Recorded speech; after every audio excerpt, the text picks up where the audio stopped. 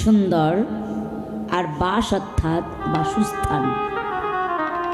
যিনি বাসাটাকে সুন্দর করতে পেরেছেন, যিনি বাসাটাকে ভালো করতে পেরেছেন, এ জগতে বাবা তিনিই হলেন শ্রীবাস।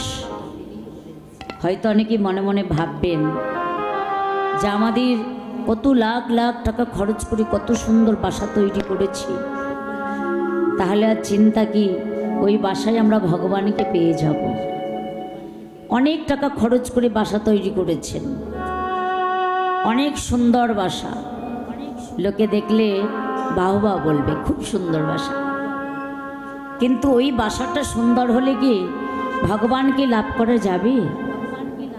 এই পার্থিব জগতের বাসাটা ভালো হলো, আর নিজের অন্তরে থাকলো অহংকার, নিজের অন্তরে থাকলো গৌরব, তাহলে সেই বাসায় কি ভগবানকে পাওয়া যাবে? বললেন না। তবে কোন বাসায় ভগবানকে পাওয়া যাবে গো? যদি কোনো ভাগ্যবান ভাগ্যবতী একটিবার গুরুচরণ আশ্রয় করি, যদি কেউ নিজের এই দেহ বাসাটাকে সুন্দর করে সাজাতে পারে, যদি কেউ নিজের দেহ বাসাটাকে সুন্দর করে সাজায়, হা গৌর তোমার হলাম বলে, যদি কেউ গৌর চরণে নিজেকে উজাড় করে দিতে পারে, গৌর চরণে মন প্রাণ দেহ যৌবন সব কিছু যদি উজাড় করে দিতে পারে, এই দেহ বাসাটাকে যদি সুন্দর করে সাজাতে পারে, হিংসা পরিত্যাগ করে, অহংকার পরিত্যাগ করে, আমার আমিত্ব ভাবটাকে পরিত্যাগ করে যারা দেহটাকে সাজিয়েছে বাবা, সেই বাসায় আমার ভগবান থাকে। আমার ভগবান সেই ভক্তের হৃদয় ছাড়া হয় না গো, সদাই সর্বসময় সেই ভক্তের হৃদয়ে বাস করে আমার মহাপ্রভু। মহাপ্রভু শ্রীবাস অঙ্গনে সারা নিশি হরিনাম করেছেন, হরিনাম করে গদাধরকে বক্ষে জড়িয়ে ধরেছে, শয়নে গেছে। কেন না প্রভু আমার গদাধরকে রাধা মনে করলেন, গৌর আমার গদাধরকে রাধা ভেবে, গদাধরকে রাধা মনে করে গদাধরের বদনে বদন দিয়েছে, তার চরণে চরণ দিয়েছে, তাকে বক্ষে জড়িয়ে ধরে কত সুন্দর শয়নে গেছে।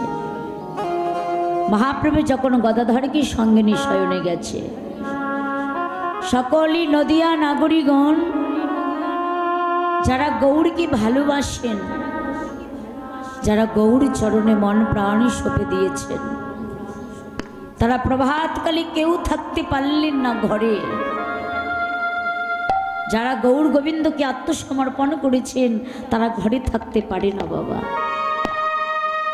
প্রভাতকালে ঘর ছেড়ে, সংসার ছেড়ে, গৃহকর্ম পরিত্যাগ করে ছুটে এসেছেন আমার মহাপ্রভুর কাছে,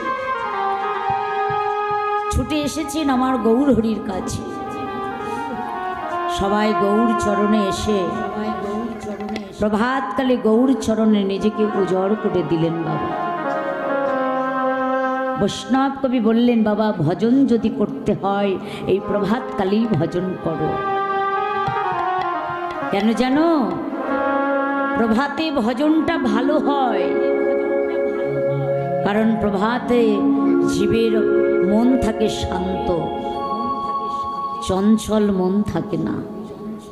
আর যত বেলা হবে তত জীবের চঞ্চলতা বেড়ে যাবে। শাস্ত্রে বললেন ভজন করতে হলে প্রভাতকালে ভজন করো। কোন প্রভাতে বাবা? আমাদের যৌবন প্রভাতে গৌর গোবিন্দকে ভজন করতে হয়, তবেই ভগবানকে লাভ করা যায়। সকল নদিয়া নাগরিকগণ যাদের গৌরগত প্রাণ, শাস্ত্রে বললেন কৃষ্ণময় নেত্র যার, অন্তরে বাহিরে যাহা যাহা নেত্র করে তাহা কৃষ্ণ স্ফেরে। যার কৃষ্ণময় নয়ন, কৃষ্ণময় বদন, কৃষ্ণময় দেহ, যে যেদিকেই তাকাক না কেন সেই দিকেই শুধু গৌরময় কৃষ্ণময় দেখে। গৌর ছাড়া, কৃষ্ণ ছাড়া যে আন কিচ্ছু দেখে না। সমস্ত কিছু কৃষ্ণময় দেখে যারা, কীট পতঙ্গ পশু পাখি স্ত্রী পুত্র পরিবার আত্মীয় স্বজন বিষয় আশায় সংসার সমস্ত কিছু যারা কৃষ্ণময় দেখে, কৃষ্ণ ছাড়া আর কিচ্ছু দেখে না, তারা প্রভাতকালে ঘুম থেকে উঠে ভগবানের চিন্তা করতে করতে জেগে ওঠে। বাবা, আন ভাবনা ভাবতে ভাবতে জেগে ওঠে না।